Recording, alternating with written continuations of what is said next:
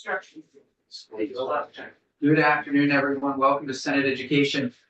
We have been, took a break, an editing break. We divided up the transcript that was produced from Secretary Saunders' hearing. And we each read different pages, edited it, cleaned it up. And so right now, so what people will see for a committee report really is this transcript that hopefully does an edited transcript that does a pretty good job of showing people what the question was, what the secretary's response was. But the best way to understand the hearing, to get a sense of it, to understand the questions and answers, is to watch it yourself. And I don't know if anybody else wants to say anything about that, please. Yeah, just to note, the edits were for grammar and incorrect words. So like we had the word quackery instead of strategy. So little things like that. That's a great point. The Yes. YouTube link will be on the. And the YouTube link will be there. So I guess we should take a vote if people generally feel what we just put forward and what we'll put out generally represents an edited transcript of what transpired in committee or Secretary Saunders' hearing. So move. Okay. Second. Okay. Even though we don't need to. Any discussion? All in favor? Aye. All opposed? Okay, so. Ms. St. James, thank you, everyone. H 871. Look to take a vote on school aid to school construction.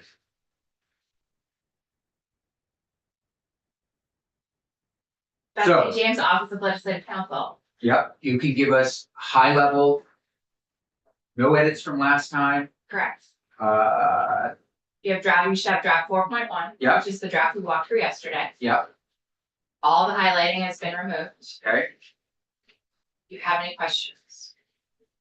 Committee, any final questions? Everybody good? Yeah. No, I was just going to make a motion that we vote on H 871, an act relating to the development of an updated state aid to school construction program for delivery to the full chamber. Sure, you can say that. Yeah. Actually, I have a question. Please go for it. So we can call this discussion. Ms. St. James, would you be willing, because I've had a few people ask me this. We had a bill last session. And it put together a task force that produced a report.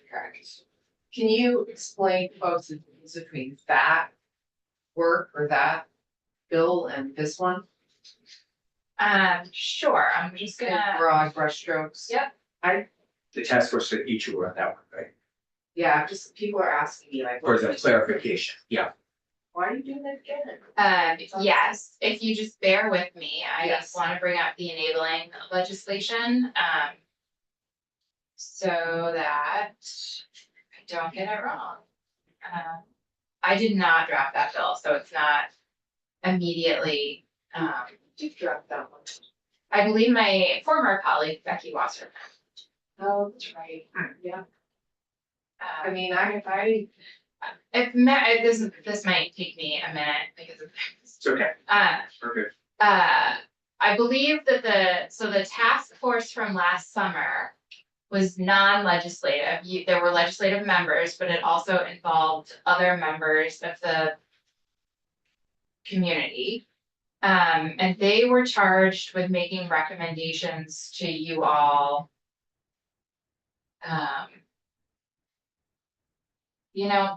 I'm sorry, let me pull up the enabling legislation. I don't wanna get it wrong.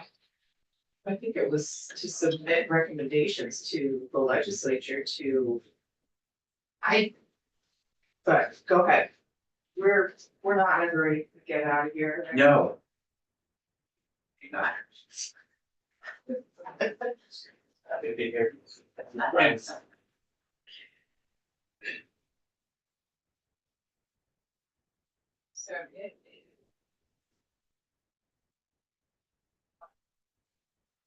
for the record, Yes, those were your witnesses today.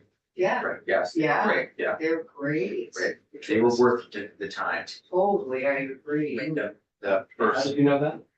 Friend of a friend of a friend, Thanks for bringing it. yeah. yeah, Well, I mean, we had all heard whispers that someone was doing this work of like integrating and sharing resources, and I didn't know what part of the state that was, and then I found out it was your part of the state, and people directed me to them. So. Yeah, it's. didn't I know thought it where- was I thought it was gonna be Woodstock. I thought for some reason. Yes. I Maybe thought it was- Kesha, yeah. I thought it was that area as well. So I wonder if they're also doing recruiting. I found, yes, so the task force language was in the budget from last year, and I'm going to read you what their powers and duties were. So the task force shall review the results of the statewide school facilities inventory and conditions assessment. And the school construction funding report required by 2021 Act Resolve number 72, Act 72. And study the following issues related to school construction aid. The needs, both programmatic and health and safety of statewide school construction projects. Funding options for a statewide school construction program, including any incentive plans. A governance structure for the oversight and management of school construction aid program. The appropriate state action level for response to PCBs. And criteria for prioritizing school construction funding. And then the recommendations required were a report with its recommendations, including a recommendation on how the state should expend the funding in the education fund reserved for future school construction.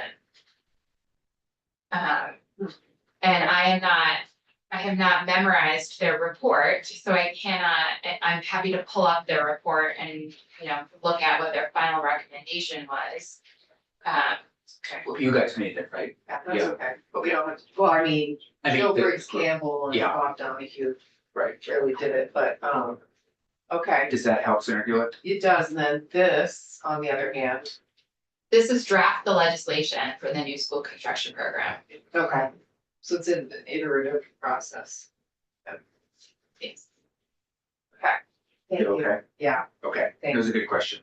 thank you. Okay, so there's a motion on the table, Morgan, do you have the sheet? I get. Oh, great, Senator Williams has the sheet.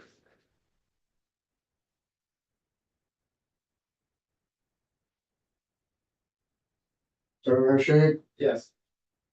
Senator Weeks. Yes. Senator Williams is yes. Senator Gillen, Yes, Chair Campbell, Yes. 5-0. Senator Weeks, you mind doing this one?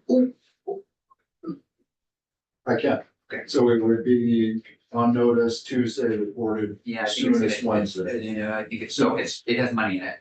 There's reference to, Oh, yes, there's Oh, go definitely ahead. money in it, so so. it's, maybe you'll see it on Friday. Thursday, Yeah, it's good. I'll be ready by Okay. then. 500. This is the copy to bring up to Bloomberg right there. Yes. Okay. I need to sign that. Does it record? Sure. There you go. And, oh, this is the one that you need to bring up. Weeks of reporting, is that? Oh, let me, yeah, This no, that was is- just on paper. Yeah, thanks, yeah. There you go. Who signs this? That one's for you. Like, he'll tell you when you get up there. No, I need to sign those that are recorded. I don't think so. No? You're good. Okay. You're good. Yeah. Okay, so before secretary, discussion and possible vote on S-203 and act related to the appointment of the State Board of Education members. Senator Hewitt. yeah. What, what's the question? You asked us to put that on for a possible vote today. Oh, sorry, oh, we're jumping down here? Well, we have something, we have Ms. St. James here. Okay, We have one more piece of business, and that's seeing the Secretary of Education at 3:30. So if you want to have a discussion about it now, that works for me. Okay. But we don't have to. It's completely up to you. I would love to, that would be fantastic. So S-203 is a bill that I introduced, along with Senators Baruch, Hashim, and Birchliff, at the beginning of this session.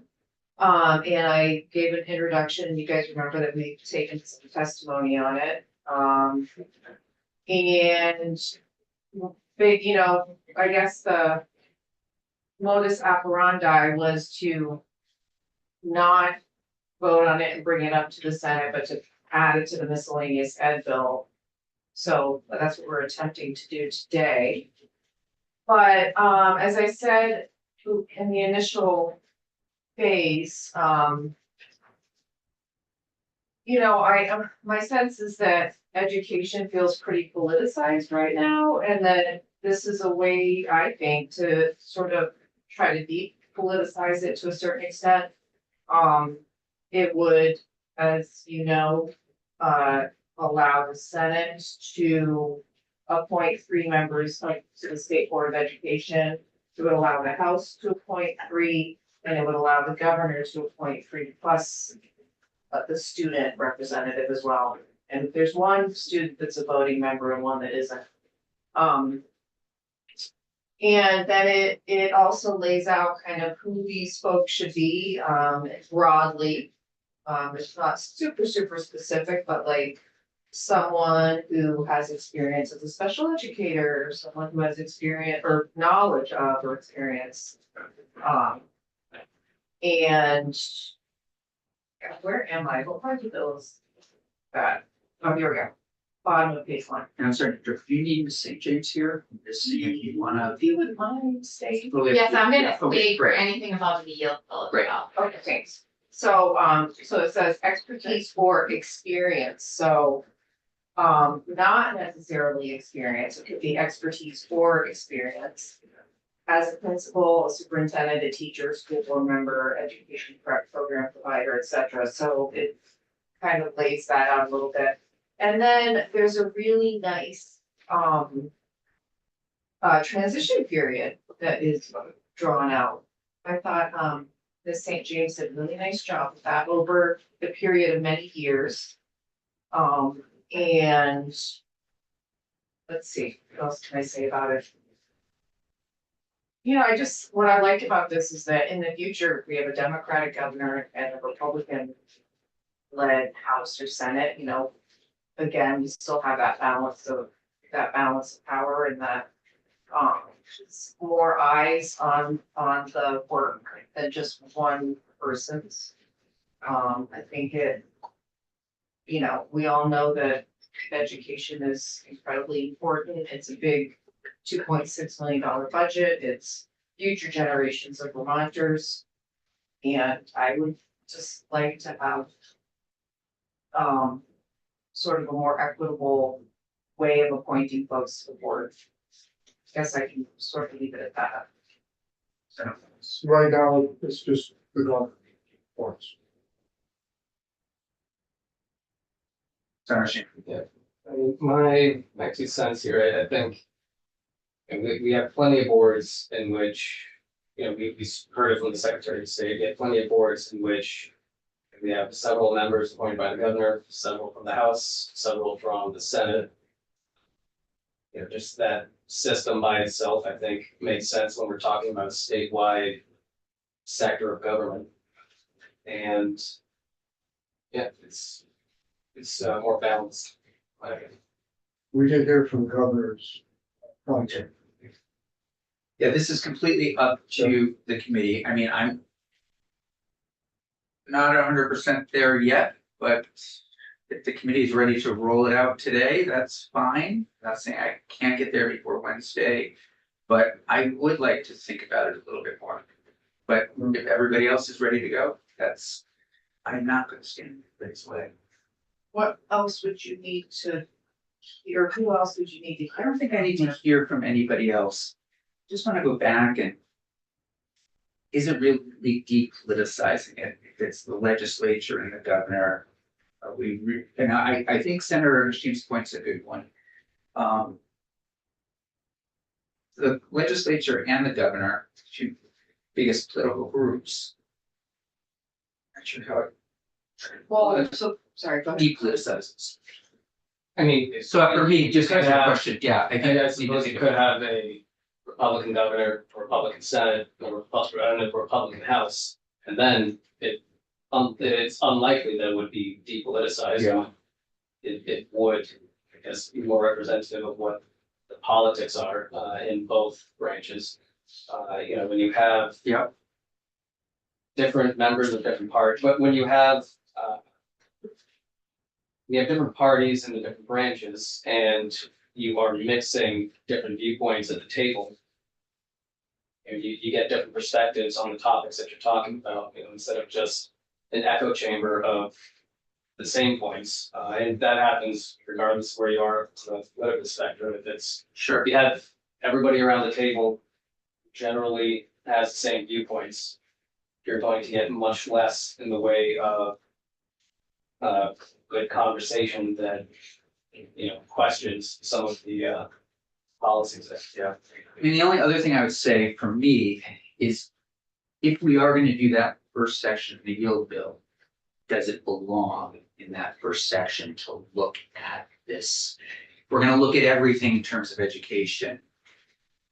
Do we look at that? Do we look at this makeup as part of that? So that's the only other thing I say I'm considering. Look at it or implement it. No, study it like we're doing, like the whole first section. Yes. I don't think it needs. Sorry, go ahead. Well, no, what I was gonna say was, we could pass this legislation and it could still be looked at, because honestly, the first, not retirement, but what do we call it when they, Vacancy. the first vacancy isn't until, I mean, this wouldn't touch a vacancy until, is it July 1st, 2024? No, Beth St. James Office of Legislative Counsel, if you look on page 4, line 8, February 28th, 2025, I believe is the next. Right, so we could pass this, study it, and they don't like it, they stop it, but if it won't actually have an effect until the 2025 Right. time period, so. Yeah, again, I'm just talking about where I am. So again, I mean, my issue with waiting is that I presented this in January. Just seems like we've had a lot of time to think about it. It's been on the wall and I've tried it out multiple times. that's fair. Yeah. Yeah, I just like to submit that in our state education system and governance instruments, we've got a great deal of upheaval right now and a great deal of challenges ahead of us. I think that the compromise of taking a look at this, the governance between the board and the AOE in the yield bill would be a good compromise. Say, let's take a look at this. Let's see what might work best. We just pulled CTE out of the board. We've got a new Secretary of Education. We've got, I would say, a constituent problem with property taxes and funding education. We've got a performance problem. We've got a facilities problem. And I don't think we need to now change the mechanism of the board unless it's like the most logical method. And I do think that no matter what result we come up with, it's going to be politicized. It's just the nature of the environment. Whether we stay the way we are or transition to 203, it's politics. And I think that the best compromise would be potentially to take a look, study it, in the yield bill as we did with the commission. So I think, I'm sorry, you go. I mean, I'm just gonna say, I don't know what there is really to study, like what elements of this would be studied? Like, what's the goal of the study? What would you be looking at? I mean, I could, you want me to say my part, I would wondering also if, for example, do we continue to have a state board? Does the state board do different rules and responsibilities? All those things are things that I would want to have. Do we look at the salary of the state board? I know people have been against it, but I think I am concerned, also having read some old press recently. State board feels as though they're being sort of starved financially. But I think there's a bunch of things personally that could be looked at with the state board. A range of possibilities. On that note, I mean, Yeah. I hadn't thought of that piece, I mean. In that event, I could go along with the study, but also implementing this, as was mentioned, because I mean, it's years out. Weeks. I heard somebody say at some point, just in passing, mention that there's been, I don't know, some 30-odd studies of the education system over the past. No, 20 years. finance. Finance, okay, Yeah. sorry. Education, finance, or just finance? Mike, Education. I think that we need to retract way back and take a look at the state education system. That includes the state board, the AOE, the structure, the governance, all the way down to the local school level. And that's what I think that the report, the commission and its report, its analysis is intended to do. So it could come up with a completely different answer to this. And I just don't think that we should shake this up. And then a year from now, or a couple months from now, shake up the, add in the commission and come up with a different solution, and then shake it up again. I will respectfully submit that the study, if the yield bill passes as is currently written, will take, we talked about this the other day, it's gonna take years before any of the study is implemented. It's gonna be studied, that bill passes with the language as is, it is going to be studied, no matter what we do or don't do, they're looking at education.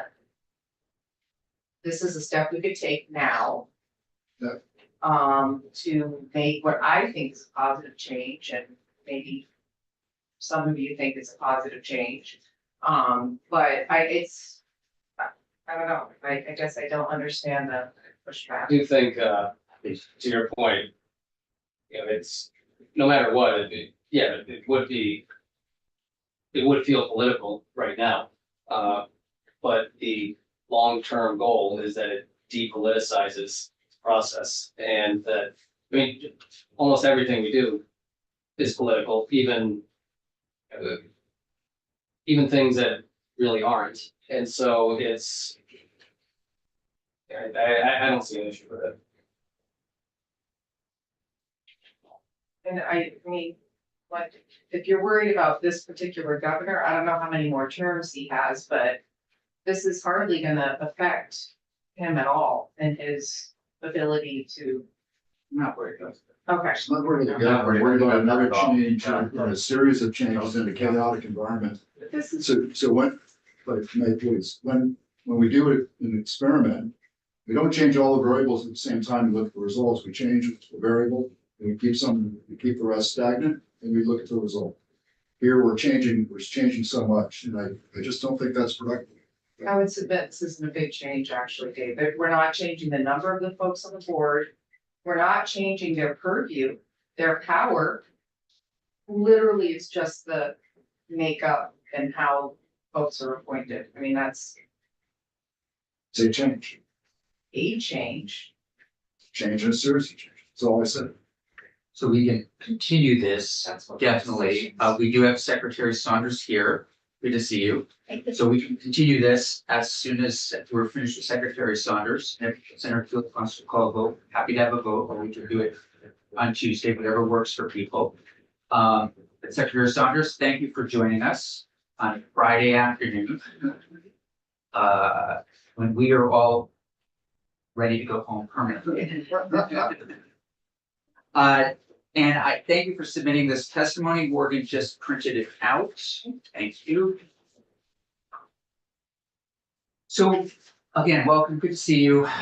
What we did was we are looking at, you may have heard just reference it, 887, which is the yield bill. In that first section, those first 11 pages, which Morgan put in everybody's folder, I believe, has to do with this idea that's coming from the House, thinking about the future of public education in the state, transformation, conversation, if you will, of about, I think, a year and a half, that sort of thing. Now, of course, we've heard from, as you'll find in this building, we talk about usual suspects that testify on things. That's usually the Vermont Principals Association, superintendents, NEA, School Board Association, and the agency. So we heard from the other folks yesterday, a couple days ago. We're wondering what the agency thinks. So with that, the floor is yours and welcome back. Thank you for having me. Happy to be here today to provide testimony on section 1 of H Bill H 887. So the Vermont Agency of Education believes that establishing a commission on the future of public education is a good idea. And it supports the long-term visioning and policy development efforts to strengthen Vermont's public education system. As the Senate Finance Committee explores short-term and medium-term approaches to address the immediate financial challenges, it is imperative that we as a state do the critical work of crafting a long-term plan that is contemplated within Section 1 of the Yield Bill. The agency recommends clarifying language around the governance structure, including membership and the role of the consultant. Additionally, the agency suggests added emphasis on education quality and a focus on outcomes. And lastly, the agency suggests framing the discussion around the organizational structure of both the Agency of Education and State Board of Education around the service delivery needs of the state. So allowing the fundamental requirements, expertise, and scope to define the structure that is best suited to promote the high outcomes we seek. So with respect to the governance structure, we believe that clarifying roles and responsibilities will help to maximize productivity and participation by practitioners and policy experts. So outlined here, what we feel are the roles and responsibilities. So the role of the commission would be to set the direction and prioritize work deliverables. The role of the steering committee would be to operationalize and direct work of the consultant and subcommittees in alignment with the priorities set forth by the commission. The role for the subcommittees would be to evaluate content-specific considerations around key policy areas. And the membership would be comprised of practitioners and leading experts. The consultant's role will be to provide technical expertise in conducting research, gap analysis, and public engagement, including the field visits, data collection, and evaluation. So as it relates to membership, additional membership. And I'm sorry, can I interrupt right there for a second? Where it says role of commission, set direction and prioritize work deliverables, is the agency feeling as though that hasn't been put forward in the document itself? Just felt like there could be room for clarification. Okay. And also ensuring that there's more opportunity for participation from practitioners and policy experts who can do more of kind of the day-to-day data collection, research work, and then report that back as a feedback loop to the commission as they continue to set the direction and help to prioritize. So it's helping to build in some more bandwidth, we believe, in advancing the work. And then for consultant, I believe there's a consultant that's envisioned in this, correct? Yes, the consultant is built into the Yield Bill, and it may be assumed that they provide these type of roles, but just wanted to enumerate them because I think it would be helpful as we again think about the actual activities and workload that is involved in doing this, that they would really be engaged in that field effort, supportive of data collection and evaluation. Any questions on that On the part, governance governance structure? Okay, great. As it relates to membership, additional members should be considered either on the commission or in consultation with the subcommittees to encourage coordination of educational and support services from early childhood through higher education training. Other entities to be directly included in the commission structure or to be mandated for engagement might include the Department of Children and Families, Department of Health, State Chief Prevention Officer, Vermont After School, Vermont School Nurses Association, and the Vermont Curriculum Leaders Association, among other stakeholders. And we also recommend that the commission be required to formally elevate the voice of students and parents, either by including them as members or consulted groups, or by engaging in a very robust process of outreach and engagement. The thought being that we need a diverse set of problem solvers, given the magnitude of what the commission is being asked to achieve. And some of these groups and stakeholders may be assumed in the process, but we thought it was important to call them out as important entities to be engaged. Senator Weeks, I see you highlighting, you wanna? No, after. Okay, please, education follow. In terms of education quality, we suggest adding a section to focus on the strategy work involved in analyzing current academic performance and developing consensus on shared education goals in alignment with the intent to prepare our students for their academic and career success. This work would involve data analysis and practitioner engagement to build on the successes across the state of Vermont and incorporate lessons learned from prior visioning and policy implementation.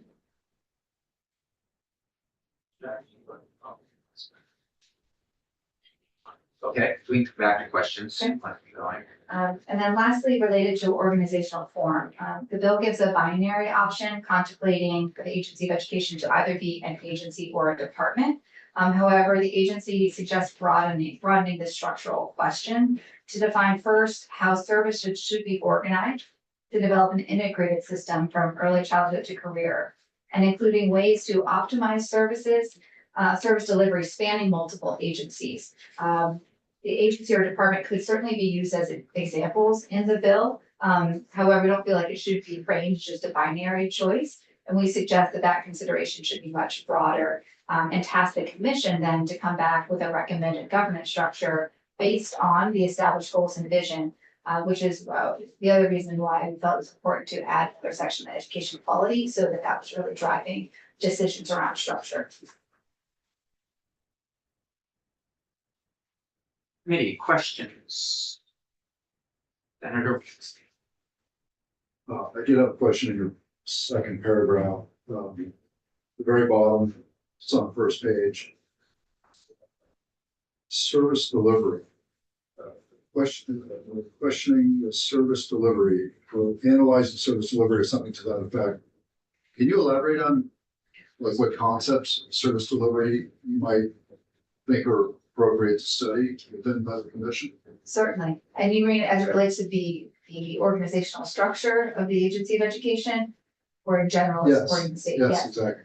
So certainly there are compliance and regulatory functions of the agency of education, but we're also having broader discussion around the type of field support that can be provided as well to really intensify the continuous improvement efforts throughout the state. And so working with practitioners in the field, our superintendents, principals, teachers, is through those working groups helping to identify what additional tools, reports, technical assistance would be helpful and needed in order to achieve the goals set forth. Thank you. To that, So my question has to do with educational quality, and it says, so the agency suggests adding a section to focus on the strategy work involved in analyzing current academic performance and developing consensus on shared educational goals in alignment, and I'm reading this mostly for myself, yes. with the intent to prepare our students for academic and career success. Can you just tell me what that's gonna look like a little bit in terms of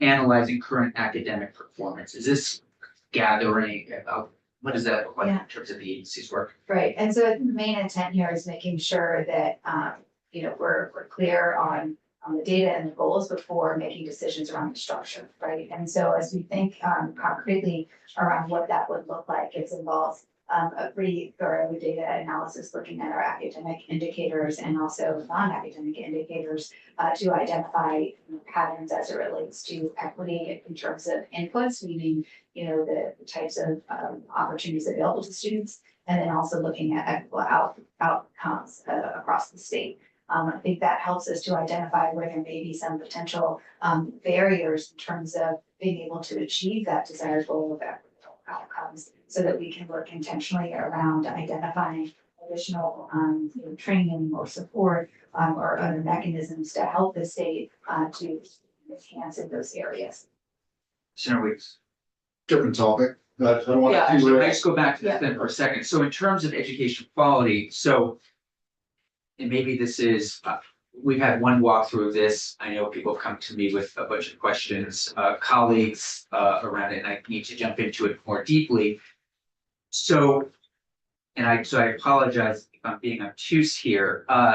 So are you talking about like looking at test scores, looking at other indicators, giving a general report somewhere during the process, and coming up with strategies around specific districts, specific schools. Just help me understand that a little bit, and maybe I'm missing it. Yeah, I think it's important for us to understand the district, the statewide trends as it Yeah. relates to our data performance. Okay. It's ultimately, making a change in structure should be designed in a way to help us elevate and increase our performance. So the point being is that we need to make sure we're spending the due diligence and doing that, analysis and planning around where we need to focus our efforts more in order to accelerate learning outcomes. So, just building in some time and process within this of doing that, gap analysis and strategic planning, to understand really where we need to focus in order to elevate our outcomes. And then may I ask, what are non-academic indicators? Sure. So those are factors that contribute to, the overall academic success of a child. So we would look at indicators such as, absenteeism. We'd also look at social emotional learning indicators, as we've heard and discussed around the issues of mental health.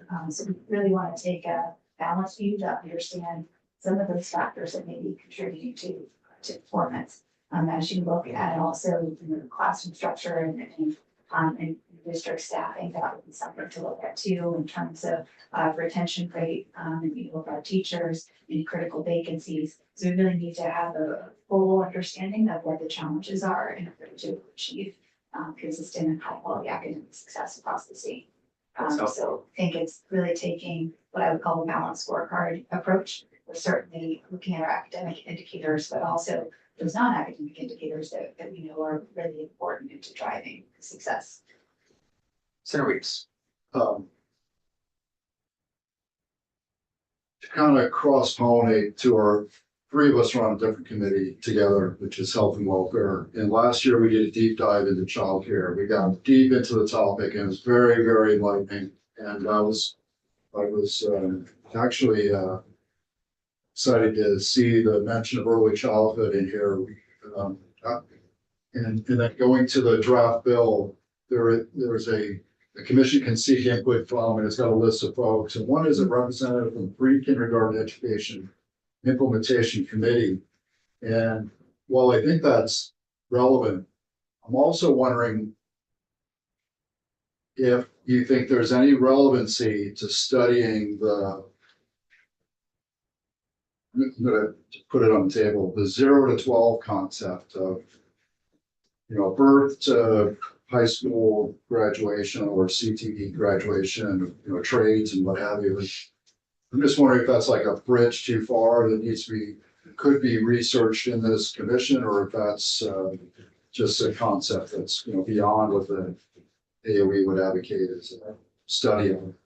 I think that should be part of the broader conversation. And so that's part of what we're making recommendations. When you think about structure, there's a lot of interagency collaboration that is needed in order to be able to make sure, from 0 to 5 years of age, that there is that early intervention and support to ensure that they're prepared when they enter school. And then certainly, I think it's also important to look at when they're exiting school, but we're preparing them for college or career. So I do think it's important at this time to have that robust and broader conversation around that vision for education and how we're going to measure that success. Yeah, Because please. this is probably gonna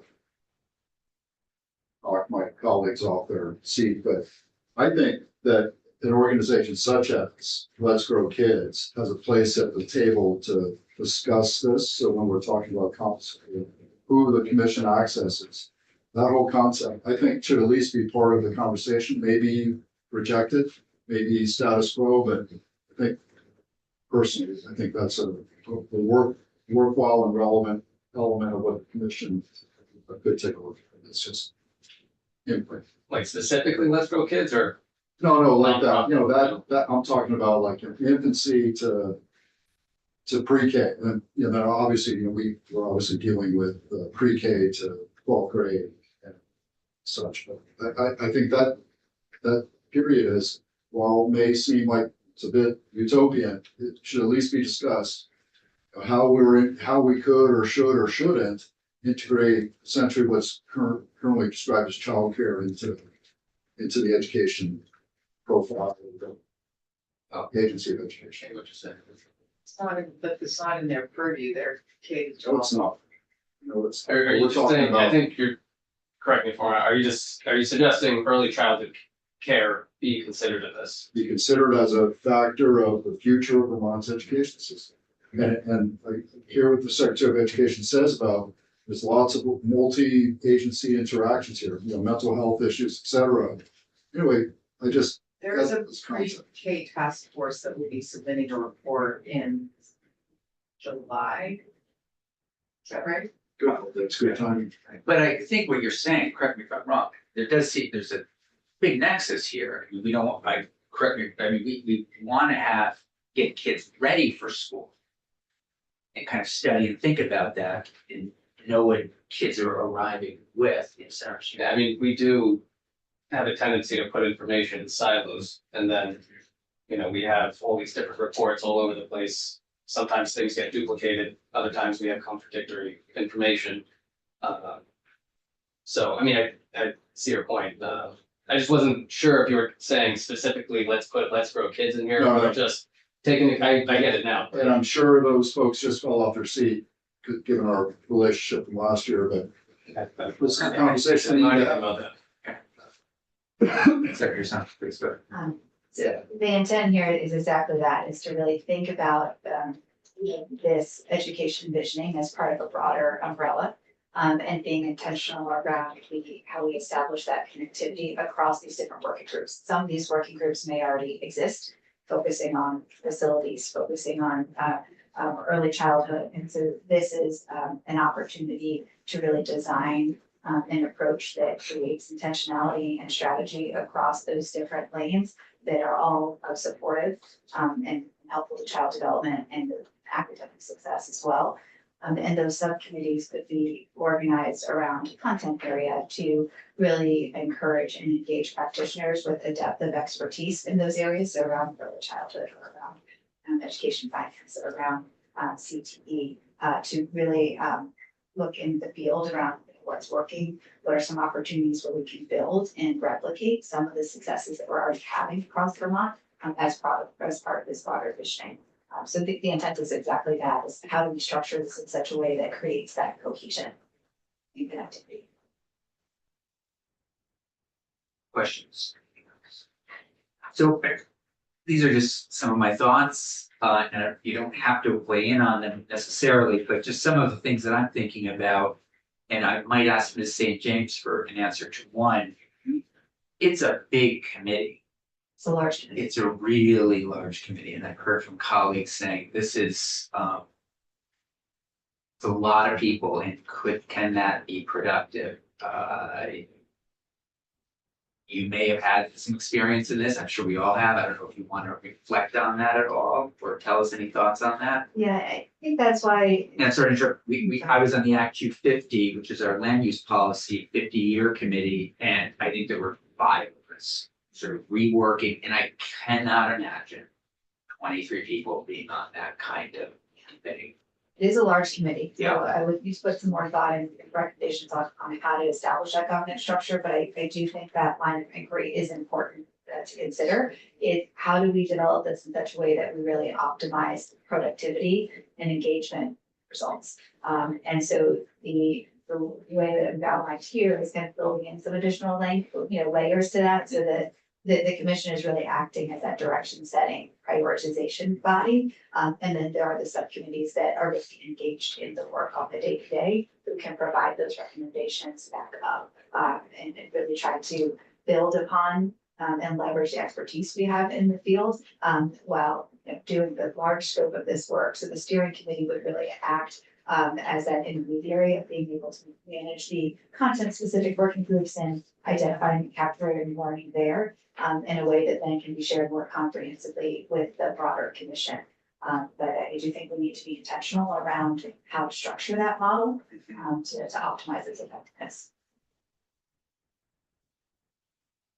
And then for me, the other question I'll be asking is the committee, and we'll talk about the actual makeup, is we're looking for, and part of this bill is addressing a number of different things. In fact, it's part of the yield bill, a tax bill, a financial bill. do we have too many of the usual people that would sit on this, or do we need to really, this isn't for you, this is just my thought. Do we really need to start to rethink and bring some new life, new conversation to it? And then my final thought is actually one that Pro Tem mentioned this morning at the meeting, and I'm looking at Ms. St. James. Is there somewhere in this bill, I haven't had time to look, he mentioned that there's somewhere in this bill that says, and the committee can look at anything. Is that language in there? That's St. James Office of Legislative Counsel. That is implicit in any committee that you all are Okay. creating. Okay, And yes, on. So there's the list, and again, this is rather unusual, okay. having the list of these shall consult with. Mhm. That is not something that we often build into our committees, but we have here. There is no and anyone else here. I think that is implicit, but you can always add and consult with anyone else. Right, And then as far as the charge of the commission, yeah. Yeah. Do a Yeah. page. on page 9, Mhm. line 15, subsection, there's subdivision E. Mhm. Additional considerations. The commission may consider any other topic, factor, or issue that it deems relevant to its work and recommendations. And is that pretty standard that we put in a lot of things? Again, I think it is implicit, It's implicit, but actually unless- listening it. unless you had language that said the commission shall not consider anything else other than what is listed in Right, here. right. I think given, and this is something that this is language from the school construction bill. Okay, And I think given the tight timeline of the school construction working group and the incredible amount of work they needed to do, folks could have Yeah. added to that list forever. And Yeah. so that additional considerations piece was Yeah. kind of a compromise. And I kind of like adding that because, and I think you've heard me say it's my favorite part. oh, Because well, if I didn't, let me tell you now, it's my favorite charge, because it takes everyone's questions off the table of, can the commission consider something else? got it. Whether they will Yeah. or not. Yeah, right.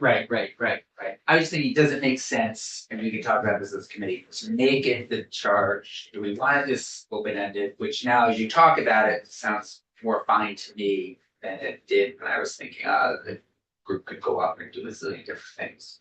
They We always, are still getting them, yeah. What's that? they always can. Okay, okay. Great.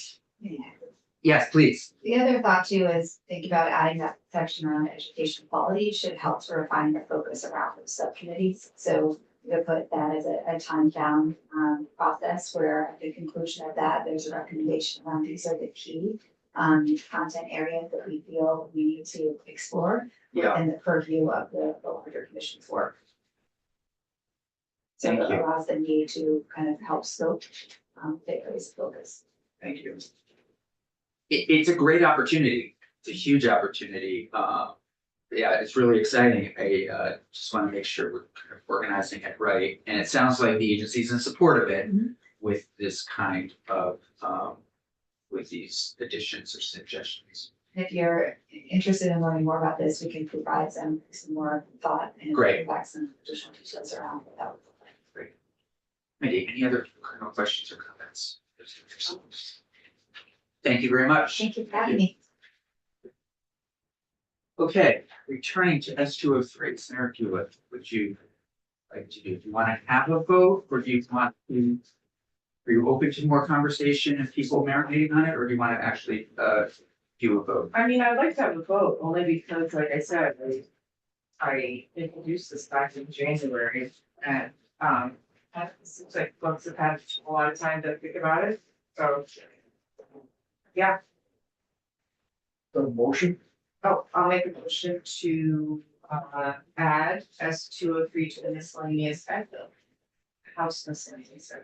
And just to clarify, do you think if Senator Hewitt is successful, great, but if you're not, I think we can do another vote also. For example, if all of a sudden it's amended in some way, because we're not voting the bill itself, till Wednesday. Yeah, I mean, honestly, if you guys had specific recommendations, right. like you want, That's, yeah, no, you no, want the totally. governor to have more than the House and the Senate, like, that's fine with me, but I haven't heard anyone.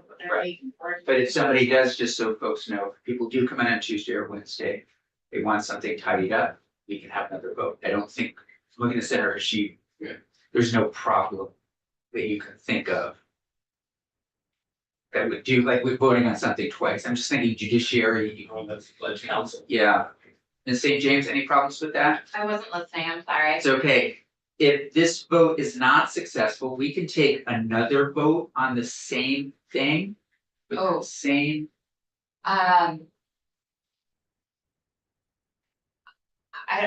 You're voting on adding this to the. yeah, I think Senator should jump in, please. I don't even think, I mean, we're basically talking about just An amendment. amending the bill the way we Yeah. talk about adding language into any other bill. I don't even think we need to Do a do a roll. Yeah, Yeah, it's fine to do a yeah, roll. yeah. I think we're just conversation and a We're little. just like straw. Yeah, yeah, sounds great. Thank you. Okay, those in favor of adding the language at this time, raise your hand. 2, those not in favor at this point, okay, so it's not added at this time. Anything else at this point for today? Ms. St. James, anything from you? No, just what would you, what do you need from me for next week? I think we need the BOCES bill. Which I have not made any changes to. Correct. And I think we will have a conversation about voting the miscellaneous ed bill, which I suspect there'll be more changes to on Wednesday. Okay. And I think that is it. Okay. Can you stick around and look at BOCES with me? Yes. You don't mind? Okay, great. Okay, I wanna make a comment before we go off the air. Which is, on top of the fact that being on this committee has been incredibly, challenging and uncomfortable for me. I also just wanna say that this bill, is an attempt to make a change to kind of the structure of how we do education. We had some great bills on the wall, for example, 483, that did things like not send money out of state.